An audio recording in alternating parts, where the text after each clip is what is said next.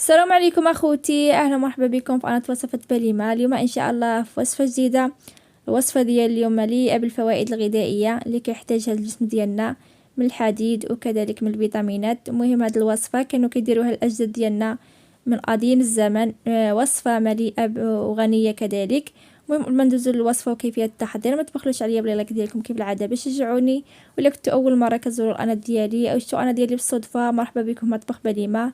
اشتركوا في القناه تفعلوا جرس التنبيهات باش توصلوا دائما جديد ديالي، ودائما نبحث لكم على الوصفات الرائعه والمميزه. وكما عودتكم دائما قبل ما نبداو اي وصفه ما نساو الصلاه والسلام على رسول الله. اللهم صل وسلم على سيدنا محمد وعلى ال سيدنا محمد. ودابا خليكم على الوصفه وكيفيه التحضير وفرجه ممتعه. نبداو على بركه الله. كمكون رئيسي في هذه الوصفه غادي نحتاجو للشعير اللي عندي مغسول من قبل ومنقي كذلك. مهم الشعير مليء بالفوائد الغذائيه، كيزود لنا الجسم بالطاقه وكذلك بالالياف، مليء بالفيتامينات الكالسيوم وكذلك الحديد. المهم انا اليوم جبت لكم صيدليه متكامله للبيت.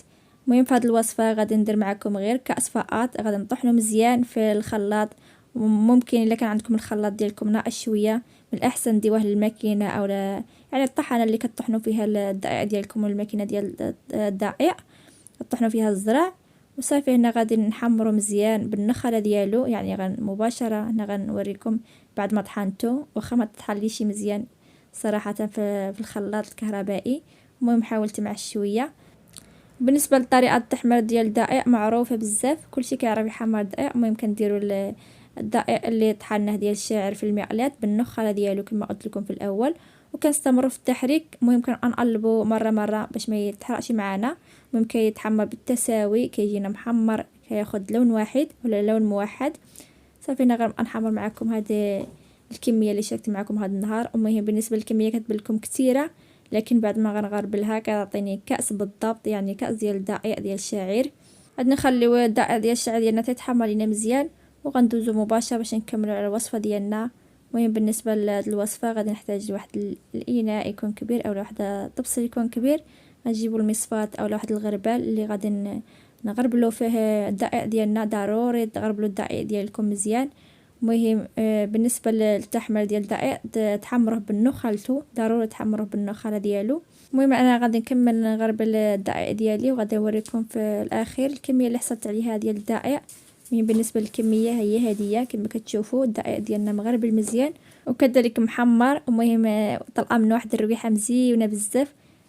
هنا غادي نحتاج ايضا الكاس عامر مزيان من الكاوكاو او الفول السوداني اللي عندي محمر ايضا.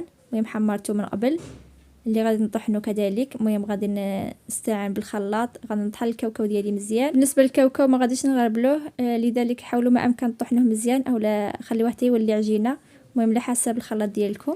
صافي هنا في اناء اللي غادي نحضروا فيه هذه الوصفه غادي نحتاج كاس عامر مزيان من دقيق الشاعر اللي عندنا محمر من قبل كما لاحظتوا، وكذلك ما يعادل كاس كذلك من الكاوكاو اللي طحناه مزيان، وكذلك قبيصه ديال الملحه. غادي نزيدو كذلك كاس عامر مزيان من العسل. الا كان عندكم العسل الحر يستحسن. المهم ديروا اي عسل متوفر عندكم. المهم نتوما الا بغيتوا الوصفه ديالكم تجيكم بيو طبيعيه 100% يستحسن ديروها بالعسل الحر. الناس اللي ما توفرش العسل الحر ممكن كذلك نعوضوها بالعسل ديال السكر، ماشي مشكل. هنا ايضا غادي نحتاج الكاس من زيت الزيتون. المهم غنحطو على جنب وغنضيفو بالتدريج او على دفعات، غنضيفو بشويه بشويه. غنحيد الفوي وغنستعمل ملعقه، وغندخل الزيت ديالي في الخليط وغنخلط مزيان. بلا شك عرفتوا الوصفه اللي غنحضر معكم اليوم ان شاء الله. غادي نحضر معكم املو. بالنسبه للكاس ديال الكاوكاو ممكن ايضا تعوضوه بكاس ديال اللوز. المهم على حسب المتوفر، وكذلك باش تطيح لكم الوصفه رخيصه شويه واقتصاديه انا عوضتها هنا بكاوكاو. غنستمر في اضافه الزيت. بالنسبه للزيت تضيفوا الكميه اللي حبيتو، وكذلك القوام اللي كتفضلوه نتوما. الا بغيتوا القوام يكون خفيف شويه كتزيدوا تضيفوا الزيت، ولا بغيتوا القوام ديالها يعني شاد هكا وعقدت شويه اكتفوا بكاس واحد. المهم انا غنزيد نضيف واحد النصف اخر ديال الزيت.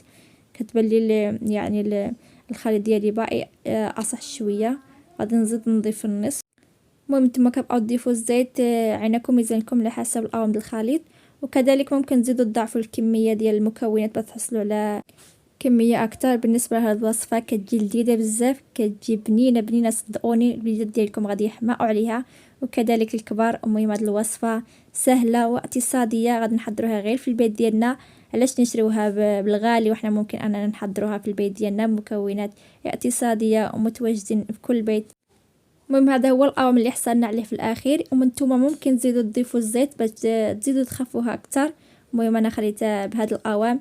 ممكن تعطيوها لوليداتكم في خبيز في الصباح او لا كملعقه مور كل وجبه. هاد الوصفه كتعالج ايضا من فقر الدم. بالنسبه للوليدات اللي كيعانيوا من فقر الدم عطوهم هاد الوصفه وانا اكيده غيتعالجوا ان شاء الله. المهم غادي نخلي لكم المعلومات كامله ديال الفوائد ديال الشعير في صندوق الوصف. ولا عجبتكم الوصفه ديال اليوم ما تبخلوش عليا بلا لايك ديالكم كيف العاده باش تشجعوني. ولا كنتو اول مره كتزوروا القناه ديالي مرحبا بكم مطبخ بليمه، اشتركوا في القناه وفعلوا جرس التنبيهات باش توصلوا دائما بالجديد ديالي. الى هنا اخواتي وصلت الى نهايه الفيديو، مع السلامه.